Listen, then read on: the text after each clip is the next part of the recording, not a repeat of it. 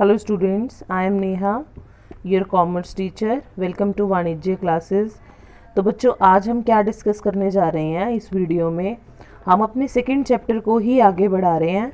जो हमने average profit method discuss किया था, अब हम उसी का एक मॉडिफाइड वर्जन डिस्कस करेंगे जिसका नाम है वेटेड एवरेज प्रॉफिट। अब वेटेड एवरेज प्रॉफिट होता क्या है? सबसे पहले आपको लिखा दिख रहा है कि this is a modified version of average profit method. Each year profit is assigned a weight. हम हर साल के प्रॉफिट को एक वेट असाइन कर देते हैं। Highest weight is attached to the most recent year.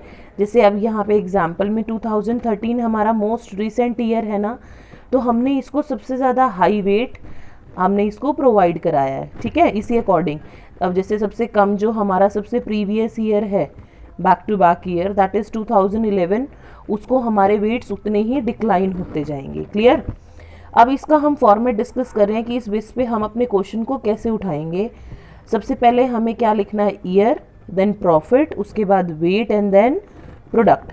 Year में this is the illustrative example 2011, 12 and 13। अब यहाँ से प्रॉफिट्स लिखे हमने 50,000, 60,000 एंड 70,000। हमने वेट असाइन किए 1, 2, 3 रिस्पेक्टिवली, या weights can be changed, but condition क्या रहेगी? जो सबसे रीसेंट ईयर होगा हमारा, उसका सबसे हाईएस्ट वेट रहेगा। उसके बाद फोर्थ स्टेप हमारा क्या है? अब हमने प्रोडक्ट फाइंड आउट करने हैं। प्रोडक्ट कैसे फाइंड आउट किए? Profits multiplied by weight. So 50,000 is multiplied by 1, 60,000 is multiplied by 2 and 70,000 respectively multiply by 3। Now अब हमने सारे जो प्रोडक्ट्स है उसका टोटल किया। हमारे पास टोटल क्या है? 3,80,000 एंड वेट्स का टोटल करने पे हमारा कितना आया है? 6। अब हम वेटेड एवरेज प्रॉफिट कैसे निकालेंगे? टोटल ऑफ द प्रोडक्ट्स यानी 3,80,000 डिवाइडेड बाय वेट्स यानी डिवाइडेड बाय 6। ये आ गया हमारा वेटेड एवरेज प्रॉफिट। अब इसके बाद हम गुडविल कैसे फाइंड आउट करेंगे? Weighted average profit multiplied by number of year purchase. Number of year purchase जो भी रिस्पेक्टिवली हमें क्वेश्चन में दिया होगा। जनरली ये क्वेश्चन हमारा इस तरीके से होना है। ठीक है, अभी हमने वेटेड एवरेज प्रॉफिट का मीनिंग डिस्कस किया और हमने ये डिस्कस किया है कि होता क्या है ये, और इसका हम फॉर्मेट किस अकॉर्डिंगली कंसीडर करते हैं। अब जनरली सेम आप लोगों ने जैसे पिछली वीडियो में देखा है और बहुत सारा आपको अच्छा भी लगा ये पॉइंट, इस हिसाब से कि हम वो सारी एडजस्टमेंट डिस्कस करेंगे जो आपको क्वेश्चंस में मिलने वाली हैं। सबसे पहली एडजस्टमेंट आपको क्या मिलेगी? 1 दिसंबर 2013 को एक रिपेयर हुआ। Repair was made in respect of plant 6,000 treated as revenue, but this agreed to capitalized for the goodwill। हमने एक रिपेयर कराया प्लांट के लिए 6,000 का, हमने उसको रेवेन्यू ट्रीट किया, बट हमने क्या डिसाइड किया था कि हम उसे कैपिटलाइज्ड लेके चलेंगे और उसके ऊपर हमें डेप्रिसिएशन लगाना है 10% पर एनम का बाय रिड्यूसिंग बैलेंस मेथड। सबसे पहले तो 11th के आप बेस पे जाओ जहाँ पे हमने कैपिटल एक्सपेंडिचर और रेवेन्यू एक्सपेंडिचर का थोड़ा सा कंसेप्ट डिस्कस किया था कि कैपिटल को हम लॉन्ग टर्म इनकम या लॉन्ग टर्म एक्सपेंस से कंसीडर करते हैं। जैसे कैपिटल हम अपने बिजनेस में एक बार लगाते हैं ना, तो एक बार हमारी कैपिटल इन्वेस्ट होने से वो लॉन्ग टाइम तक लगी रहती है ना, उसका ड्यूरेशन काफ़ी लॉन्ग होता है। इसी तरीके से जो हमारा कैपिटल एक्सपेंडिचर होगा, वो कैपिटल एक्सपेंडिचर भी लॉन्ग लास्टिंग एक्सपेंडिचर होगा कि हमें हर साल वो खर्चा नहीं करना, सिर्फ एक बार करना है।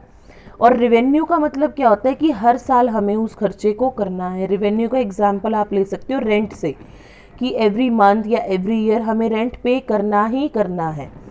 तो अब 6,000 ऑलरेडी मैं माइनस कर चुकी हूँ ना एक बार, ठीक है, अब उसे बार बार माइनस करने की क्या ज़रूरत है? इस वजह से 6,000 को, जो मेरा प्लांट का है 6,000, उसको मैं वापस से 2014 के प्रॉफिट में ऐड करूँगी। अब क्वेश्चन यहाँ से ये आया कि 2014 के प्रॉफिट में ऐड क्यों करेंगे? इसलिए करेंगे, आप डेट चेक करो 1 दिसंबर 2013। इस ईयर का प्रॉफिट कौन सा जाएगा? 2014 में ही जाएगा ना, इसी वजह से हम इसको 2014 के प्रॉफिट में ऐड कर देंगे। क्लियर? यहाँ पे हमने कैपिटल एक्सपेंस और रेवेन्यू एक्सपेंस का ट्रीटमेंट सीखा है अभी तक। अब हम इसी में नेक्स्ट पॉइंट हमें दे रखा है डेप्रिसिएशन का। डेप्रिसिएशन को उठाते हैं। डेप्रिसिएशन देखो इन्होंने 10% दे रखा है रिड्यूसिंग बैलेंस मेथड। तो सबसे पहले डेप्रिसिएशन किस पे लगेगा, 2014 पे लगेगा डेप्रिसिएशन। तो 6000 पे 10% हमने कैलकुलेट किया, 600 डेप्रिसिएशन आया। अब हमारे पास तो दिसंबर से लेके मार्च तक का हमने कंसीडर करना है। तो दिसंबर से मार्च तक के कितने मंथ्स हो गए, दिसंबर, जनवरी, फरवरी, मार्च, 4 मंथ का 200 हमारा डेप्रिसिएशन आया। तो कितना डेप्रिसिएशन हम माइनस करेंगे, 200 इन विच ईयर, 2014। और 15 में कितना माइनस करेंगे, रिड्यूसिंग बैलेंस मेथड है। पहले वैल्यू कितनी थी, 6000, 200 माइनस किया, नाउ द वैल्यू इज 5800। अब इसका हमने 10% जब कैलकुलेट किया, we have 580। Clear, first adjustment हमारी क्लियर हो गई। नेक्स्ट एडजस्टमेंट हमारी क्या है, क्लोजिंग स्टॉक की। क्लोजिंग स्टॉक ओवर वैल्यू हुआ है हमारा कौन से ईयर में, 31 मार्च 2013 में। किस वैल्यू का, 2400 का। ठीक है, अब यहाँ पे ध्यान से समझो कि अगर मेरा 2013 का क्लोजिंग स्टॉक है तो बेटे अपने आप वो 2014 में ओपनिंग स्टॉक होगा। ठीक है, अब यहाँ से क्लोजिंग और ओपनिंग के मेरे दो इफेक्ट आए। एक इफेक्ट आया मेरा 2013 का और एक इफेक्ट आ रहा है मेरा 2014 का। अब जो 2013 का इफेक्ट है उसमें क्या हुआ है, मैंने अपने क्लोजिंग स्टॉक को ओवर वैल्यू ज़्यादा दिखाया है, ज़्यादा दिखाया है ना। तो मैं क्या करूँगी, उसे अब इक्वल लाने के लिए माइनस कर दूँगी, हम कम दिखा देंगे क्योंकि वो हमने पहले ज़्यादा दिखा रखा है। अब इक्वल करने के लिए हमें उसे डिक्रीज करना होगा, यानी सब्ट्रैक्ट करना होगा। और जो हमारा 2014 का ओपनिंग स्टॉक है वो बड़ा होगा हमारा, यानी उसमें हमारा जो प्रॉफिट होगा इसके ज़्यादा होने से, क्लोजिंग स्टॉक की वैल्यू ज़्यादा होने से जो ओपनिंग स्टॉक में की वजह से मेरा उस साल प्रॉफिट आया होगा वो प्रॉफिट कम आया होगा। ठीक है, 2014 का। इसी वजह से 2014 में ओपनिंग स्टॉक में मैं उसे ऐड कर रही हूँ। क्यों, क्योंकि इस एडजस्टमेंट की वजह से उस साल मेरा ओपनिंग स्टॉक जो है कम लिखा गया होगा और मेरा जो प्रॉफिट है वो प्रॉफिट डिक्रीज हुआ होगा। तो अब मैं इसे वापस से ऐड कर दूंगी ताकि मेरा इक्वल इफेक्ट आए। क्लियर। नेक्स्ट हमारी फिफ्थ एडजस्टमेंट आएगी आप लोगों के पास मैनेजमेंट कॉस्ट की, कि हमें हर साल मैनेजमेंट कॉस्ट जो है वो चार्ज करना है। जब हमें हर साल मैनेजमेंट कॉस्ट को चार्ज करना है तो इसका मतलब क्या होगा कि हर साल के प्रॉफिट में से मैं उसे डिक्रीज कर दूं, हर साल के प्रॉफिट में से डिक्रीज कर दूंगी। जितने भी सालों का रिस्पेक्टिवली 14, 15, 16, 17 का प्रॉफिट रहेगा बेटे मैं इसे माइनस कर दूंगी। फोर्थ एडजस्टमेंट, ये आपकी ना इस वाली एडजस्टमेंट से, सेकेंड एडजस्टमेंट से रिजेंबल करती है हमारी फोर्थ एडजस्टमेंट, ऑल्टरनेट है। यहाँ पे जो देखो मेरा क्लोजिंग स्टॉक ओवर वैल्यू है और यहाँ पे मेरा जो क्लोजिंग स्टॉक है वो अंडर वैल्यू है। अब इस एडजस्टमेंट को देखते हैं कि मेरा जो क्लोजिंग स्टॉक है वो अंडर वैल्यू शो कर रखा है हमने 31 मार्च 2018 में 50,000 का। सेम दो इफेक्ट है, एक इफेक्ट कहाँ जा रहा है 2018 में और दूसरा इफेक्ट कहाँ जा रहा है मेरा 2019 में। जो 2018 में मेरी क्लोजिंग स्टॉक है 2019 में मेरी वो क्या बन जाएगी, ओपनिंग स्टॉक। अब सेम टू इफेक्ट हैं इसके 2018 पे और 2019 पे। अब चेक करो, देखते हैं दोबारा से। क्लोजिंग स्टॉक को अंडर वैल्यू, यानी मैंने क्लोजिंग स्टॉक की वैल्यू जो है वो कम दिखाई है, कम दिखाई है, यानी मेरा प्रॉफिट जो है वो डिक्लाइन हुआ होगा। वापस से अब मैं उसे ऐड कर दूंगी 2018 में, क्योंकि कम वैल्यू दिखा रखी है तो ज़्यादा दिखा देंगे। और जो मेरा ओपनिंग स्टॉक है, ओपनिंग स्टॉक यानी ज़्यादा आया होगा, ये कम लिखा है तो ये ज़्यादा ऑटोमेटिकली होगा। अब इसके ज़्यादा होने से अब उसको हम बैलेंस लाने के लिए सबट्रैक्ट कर देंगे। दो रीज़न समझ आए कि हमने दो केस में कैसे लिखा है, 2018 और 2019 में। ये हमारी फोर्थ एडजस्टमेंट थी। अब हम अपनी फिफ्थ एडजस्टमेंट पे आते हैं, जो कि हमारी सबसे इम्पॉर्टेंट एडजस्टमेंट में से एक है। हमने कार की रिपेयर करी है 40,000 की, ठीक है। Repairs to car amounting 40,000 was debited to the vehicles account on 1 January 2018। अब मैंने किसकी रिपेयर करी थी, कार की रिपेयर करी थी 40,000 रुपीज़ की, और उसको मैंने लिख कहाँ, डेबिट कहाँ कर दिया है मैंने, व्हीकल्स अकाउंट में। और मुझे डेप्रिसिएशन कितना चार्ज करना है, 10% पर एनम का स्ट्रेट लाइन मेथड पे। अब ध्यान से बात समझो कि 40,000 पे जब मैंने कार रिपेयर करी तो उसको मैंने माइनस कहाँ से किया, व्हीकल्स में सब्ट्रैक्ट किया ना, यानी इसका प्रॉफिट पे कहीं भी इफेक्ट नहीं आया हुआ। इस माइनस सब्ट्रैक्शन का प्रॉफिट पे इफेक्ट नहीं है, प्रॉफिट हैज़ नो इफेक्ट। इसका इफेक्ट कहाँ गया होगा, मेरे असेट्स में गया होगा। पर रिपेयर से जो हमारा नेट प्रॉफिट है वो तो डिक्रीज होता है ना। जब भी हम किसी चीज़ की रिपेयर कराते हैं तो 11th क्लास में हम रिपेयर्स को कहाँ शो करते हैं, हमारे trading and profit and loss account में, प्रॉफिट एंड लॉस अकाउंट में, डेबिट साइड, यानी मेरा प्रॉफिट डिक्रीज होता है। तो सेम जब मैंने उसको व्हीकल्स में लिख दिया, उसका प्रॉफिट में कोई इफेक्ट आया ही नहीं है, तो उसको अब प्रॉफिट में से सबसे पहले हम कम करेंगे, यानी 2018 में मेरे प्रॉफिट में से ये डिक्रीज होगा। रही इसकी डेप्रिसिएशन की बात, डेप्रिसिएशन इस पे 10% पर एनम के हिसाब से चार्ज हो रहा है। तो देखो डेप्रिसिएशन 2018 और 19 दोनों सालों पे जाएगा, क्योंकि डेप्रिसिएशन वो अमाउंट है जो एक ईयर ही नहीं लगेगा, नेक्स्ट टू नेक्स्ट ईयर वो लगता रहता है हमारा। तो यहाँ पे जनवरी टू मार्च का डेप्रिसिएशन मेरा 3 मंथ्स का आ गया 1000 रुपीज़, और यहाँ पे मेरे 40,000 का जो डेप्रिसिएशन था वो आ गया 4000। डेप्रिसिएशन का अमाउंट क्लियर हो गया। यहाँ से ये पॉइंट समझ आ गया कि हमने इसको माइनस क्यों किया है। दोबारा से मैं समझा रही हूँ, ध्यान से समझना, क्योंकि बेटे अगर मैंने उसको व्हीकल्स में लिखा है ना तो उसका इफेक्ट असेट्स में गया होगा, प्रॉफिट में असेट उसका इफेक्ट नहीं गया। अब मुझे तो प्रॉफिट में इफेक्ट डालना है ना, क्योंकि रिपेयर से मेरा प्रॉफिट डिक्रीज होता है, इस वजह से मैंने उसको माइनस किया है। अब यहाँ पे क्या है मेरा जो ये केस है यहाँ पे, अब यहाँ पे मेरी डेप्रिसिएशन ऐड होगी। क्यों ऐड होगी, क्योंकि उसका प्रॉफिट एंड लॉस अकाउंट पे कोई इफेक्ट नहीं है, क्योंकि उसका प्रॉफिट एंड लॉस अकाउंट पे कोई भी इफेक्ट नहीं है। एक यही केस ऐसा मिलेगा जहां मैं डेप्रिसिएशन को री ऐड कर रही हूँ। क्यों री ऐड कर रही हूँ, ध्यान से समझना।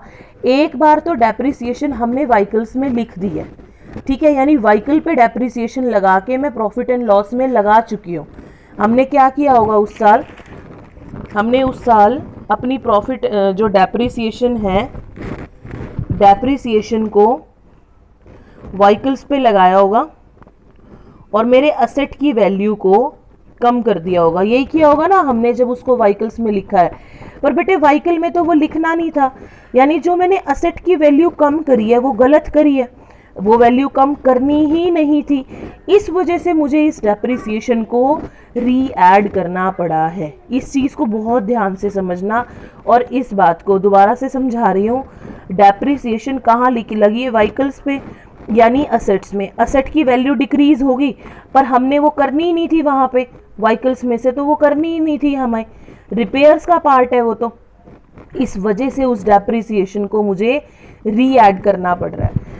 अब मैंने एक छोटा सा पॉइंट बताया जो तुम्हारे लिए ना एक मतलब प्रॉब्लम क्रिएट कर सकता है।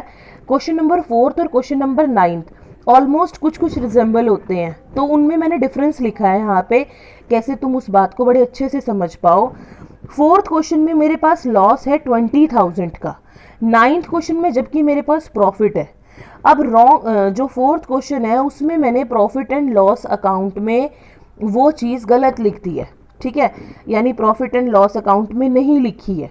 अब एक चीज़ समझो, अगर कोई चीज़ मुझे प्रॉफिट में से देनी है, मान लो मुझे प्रॉफिट में से 10,000 रुपये देने हैं, तो हर केस में मुझे वो 10,000 रुपये देने ही है ना।